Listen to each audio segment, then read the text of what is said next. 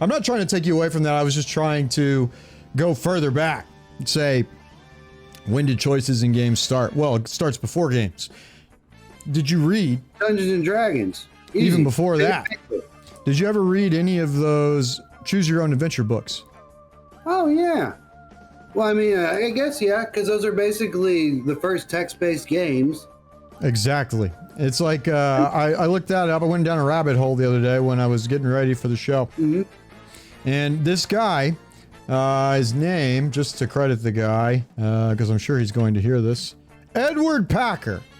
He had the idea in like 1970. He was telling bedtime stories to his daughters, and he would always tell them a story about some guy named Pete. I think Pete was like the adventurer that he was talking about. Eventually, he ran out of ideas for stories. So, what did he do?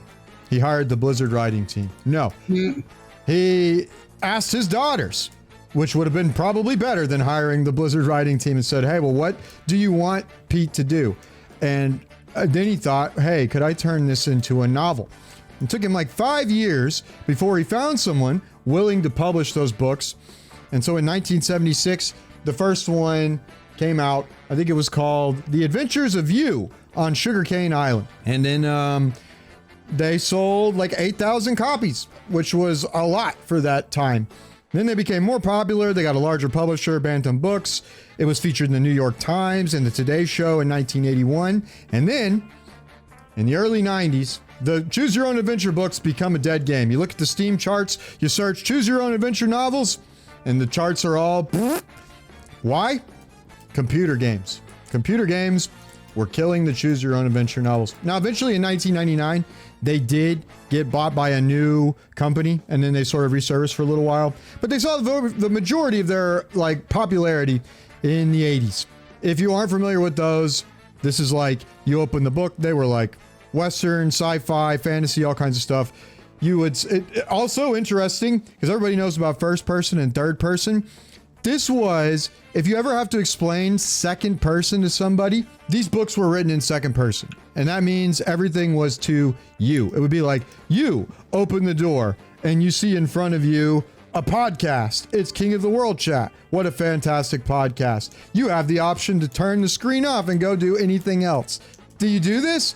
No. Why would you do that? But if you do want to do that, flip to page 76. If you want to expand your knowledge and become a better person and become more attractive to women and men alike, and just overall a better person, then continue to watch King of the World Chat and leave them a like and subscribe and comment, and then go to page 42.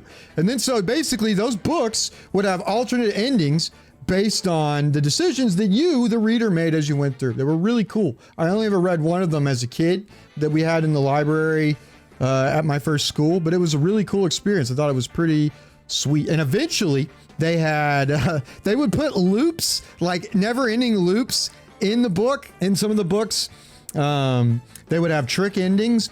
There was an ending in one of them. It was called UFO 5440, I think it was. They had a secret cow level ending.